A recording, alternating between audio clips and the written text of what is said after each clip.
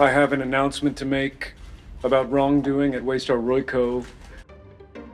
The season 2 finale of Succession ends with Brian Cox's titan of industry, Logan Roy, cracking a small, barely perceptible smile. It's a smile that might seem odd given that he's watching his son, Kendall, publicly throw him under the bus on TV and expose his culpability for the cruises scandal that could cause him to be ousted as CEO from the company he built. I have with me today copies of records that show his personal sign-off, but I think this is the day his reign ends. So why does Logan look on some level a little bit happy about this?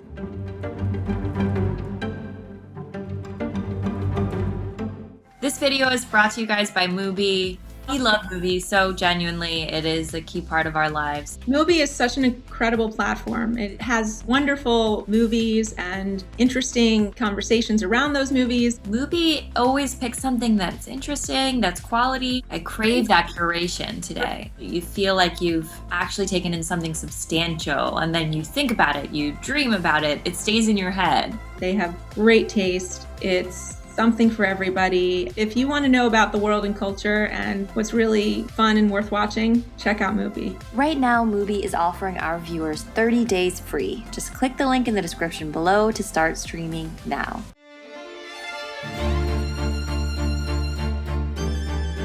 In the season 2 finale, when Logan tells Kendall he's making his son the blood sacrifice for the cruise scandal plaguing Waystar Royco, this scene contains 3 key moments of dialogue that basically tell us everything about who Logan is as a businessman and as a father. One involves the Roy family belief that in order to make it in business, you have to have killer instinct. Did you ever think I could do it? The top job.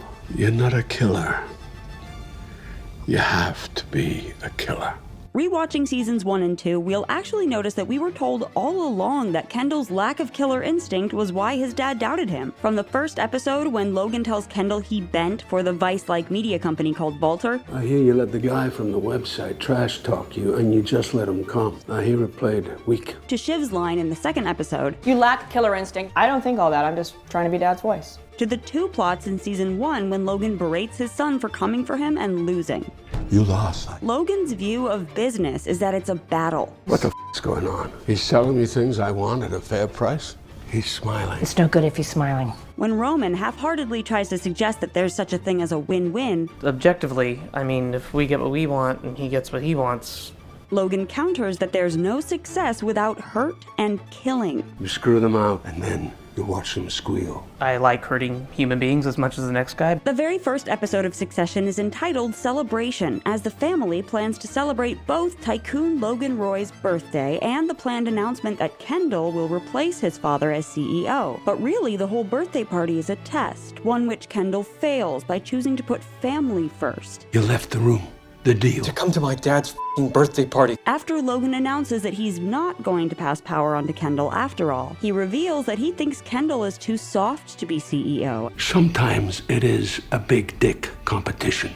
Kendall comes to understand that if he really wants the top job, he'll have to kill his father, in a business sense. The only way he'll respect you is if you try to destroy him, because in your position, that is exactly what he would try to do. I can't do that. Well, obviously so. Have fun in Shanghai. But whenever Kendall mounts an attempt on his father's business life, he self-sabotages at the last minute, seemingly proving his father right that he just can't summon the will to kill. Only 15% of men, when it comes to it, actually shoot an undefended enemy soldier.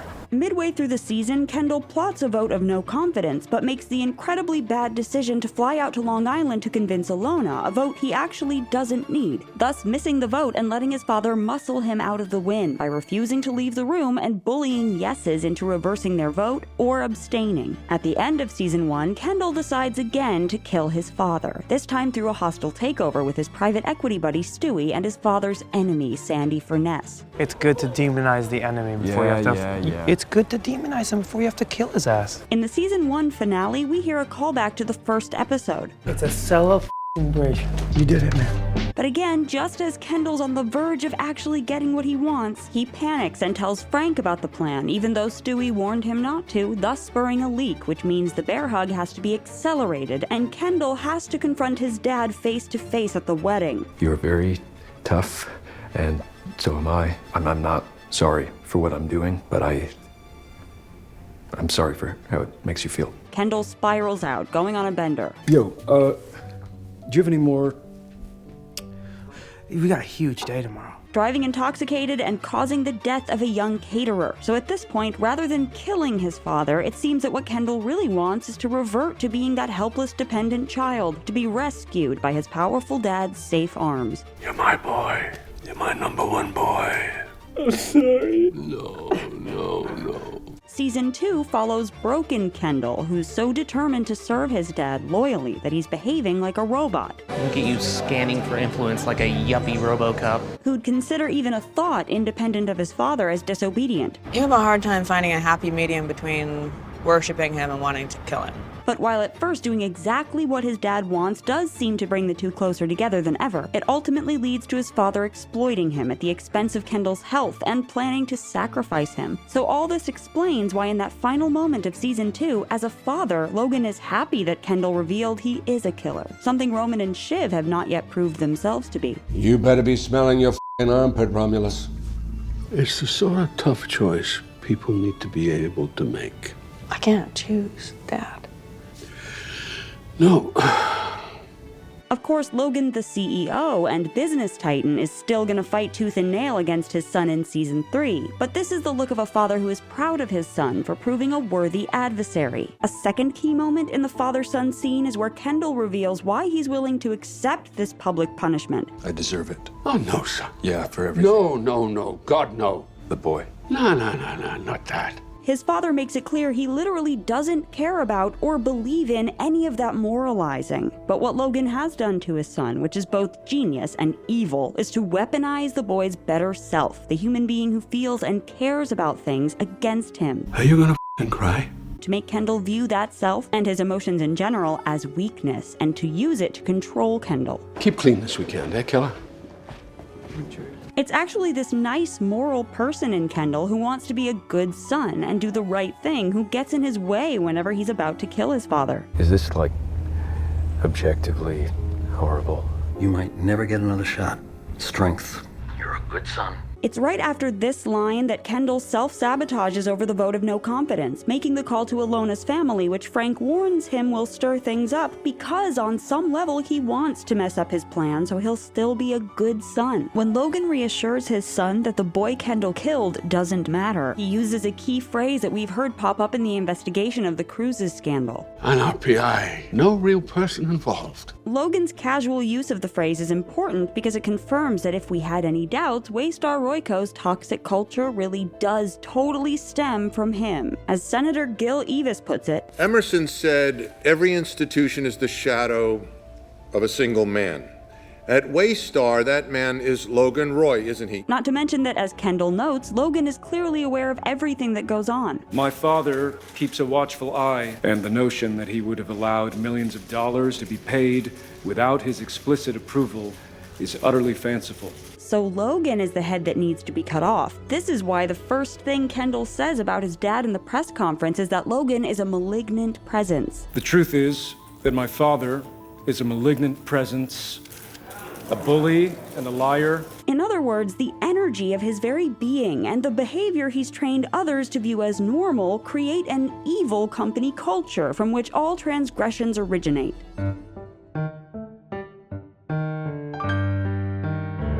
Waystar Royco's toxic culture is encapsulated in this phrase NRPI, this idea that some people, even most people, don't matter. NRPI. No real person involved. And what does that mean?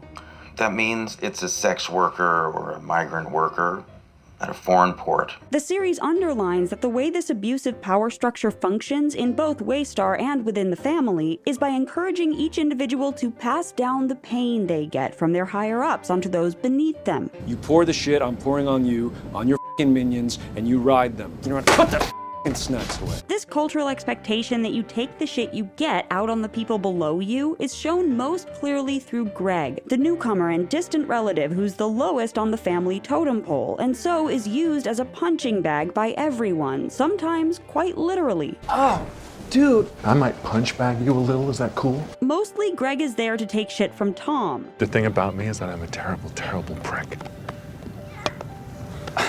I got you again. I just got you. who, as Shiv's partner and a relative nobody in the Roy's view, is that one level up from Greg and needs someone who's less important but still in the family to let out his negative feelings on. Just that family would be safest and Greg's expendable, you know? What, you kill Greg? No, but he's family, right? Should we shut him up? As a born Roy, Roman is a level up from Tom, but he's also the baby of the family, who's known as a screw-up, so still low on the family ladder. Thus, we see him mistreat both Tom and Greg. Dude, come on. Stop. They don't have paper towels. They got all green Dude, and shit. seriously? Shiv actually takes out her bullying instincts on her fiancé/husband Tom. I mean, the wedding might be in England, but it might not. Okay, sorry. And because Tom can't honestly voice or address his powerlessness in his relationship with Shiv, he literally beats Greg up when Greg tries to be honest about seeing Shiv cheating. Shut the up, Greg. I'm trying to help you. Shut up! Shut up! He also violently throws water bottles at the kid when Greg tries to get out of working at the Fox News-like ATN by uttering the sentence, It could be like a business open relationship. which strikes a nerve because it echoes the open relationship Tom doesn't want with his wife. All this bullying underlines how power imbalances corrupt any relationship. And of course, this culture of exploiting and punishing the weaknesses of the people you supposedly love and are family with originates with Logan himself. When Greg tells Logan, I don't want to mention any names because but the culture there, it borders on the personally abusive at times. Tom? Logan actually laughs and seems almost to approve, to be proud or impressed by Tom's surprising cruelty. I didn't know he had it in him. Just as Tom too is proud when Greg shows he's learning slimeball killer instinct tactics. Are you asking if you can blackmail me? You're a slime ball. What Logan relishes most of all is something that he and his family vaguely refer to in a variety of contexts as the game. It's all part of the game. Oh, it's all part of the game. Come on, everybody. It's a rootin' tootin' super f***ing fun game for all the family. Step right up. In the first episode, we are introduced to this through a literal ball game Logan is itching to play. I think it's time to play the game. But even the baseball game isn't really about that game. It's an opportunity for him to work each of his children in business negotiations around changing the family trust. Okay, let's play ball. Likewise, we'll see in later episodes, often the play is blinding others to where the real game is and which big moves are happening outside of the apparent game. But strikingly, all of the constant games we witness the Roy Circle playing Is there an angle here? I'm not the f***ing angle. are not fun at all. Tom! Yes? Sit on the floor. It's fun. Seriously? Yeah, it's a game. Bore on the floor. How the f would I know, Greg? You think I have a rational explanation for this? They're based on humiliation, on someone being the winner who inflicts cruelty and public shame on a loser. The rules are that you're spared if you tell the truth. There are rules. Right. But you know something, Greg?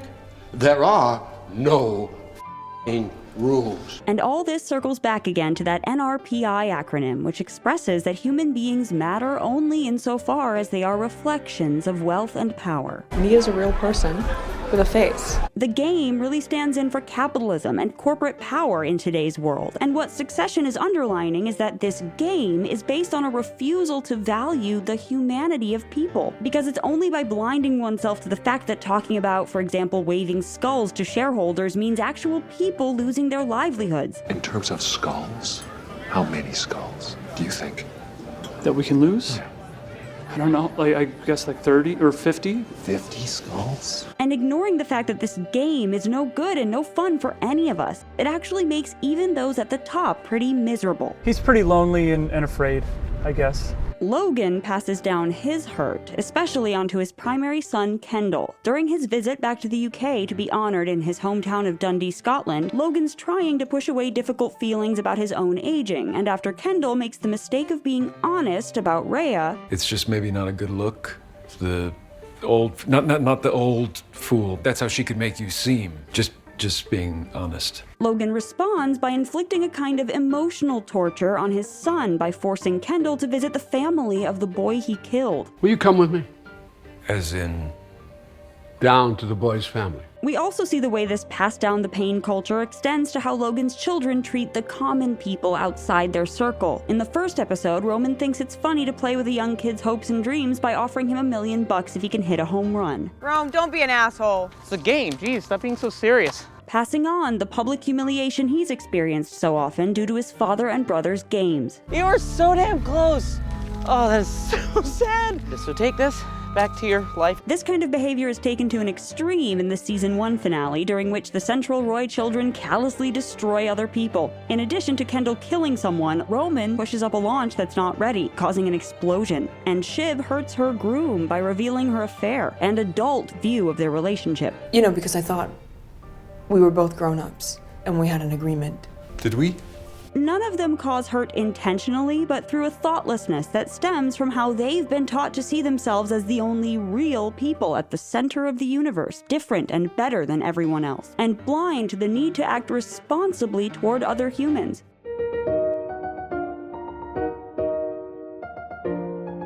A third key moment in the season 2 finale father-son scene is when Logan justifies his choice to kill Kendall by citing the Inca's rationale for sacrificing children. What could you possibly kill that you love so much it would make the sun rise again? This is exactly the kind of supernatural trick Logan is reaching for, making the sun rise again for himself, i.e. giving himself more life. Succession has a lot of Oedipus references. You and Kendall are thinking of killing your dad? That's a little Greek tragedy. Yeah, Oedipus. Well, a lot. And you must be Oedipus Roy. You should probably go and poke your eyes out now. Many of which focus on Kendall wanting to kill his father and Roman wanting to f his mother, which we'll have more time to get into in another video. I screwed Mom for you. You may want to screw your mother. Did I say that I was going to f Marcia? No. Although I definitely would. Because she's hot, but that's, that's like phase 2. But in addition to the Oedipal idea that the child must destroy the parent, the father-son finale scene underlines that Logan is a dark father, in the vein of Darth Vader or Greek mythology's Kronos, the figure who would steal life from his own child. Succession evokes Shakespeare's King Lear through its premise and its star Brian Cox, who says he's played Lear over 150 times, but it's kind of an inverse Lear. While that play deals with Lear's folly in giving away his kingdom to his children before he's actually dead, here, as Cox points out, it's the opposite. He's taking it back. Over time, it becomes clear that Logan's resisting the succession choice not just because he's keenly aware that all the candidates are lacking, but also because he's resisting his own death. Shout out to Rhea for planning a wonderful funeral. I mean, memorial. It's my honor to salute a man who will one day bury us all, no doubt. When Kendall talks Naomi Pierce into considering the deal for the Roys to acquire the Pierce family's news business, he sells her on the idea that money is freedom. You can take the money, then you're free. But for the Roy children, it's the opposite. Their father's money has trapped them into what's effectively a very small existence, where their whole world is about striving for their father's approval and, by extension, love, while knowing deep down they'll never get it. I've managed to get myself into a situation where what does my dad think is my entire universe. They're frequently talking about being adults. We're both adults. When the adults are talking, how about you go play in the other room? Because they all feel like little kids who are constantly worrying about what their dad thinks. Has anyone ever told you that you talk about your dad, like, a lot? As Dr. Patty Britton told The Cut, everyone in the show, besides Logan, lives in a kind of caricature of themselves and a projection of what they believe their father expects of them. No, I don't want to call my dad. Do you want to call your dad? Does anybody want to call their dad? Yeah, I'm right in the middle, Dad.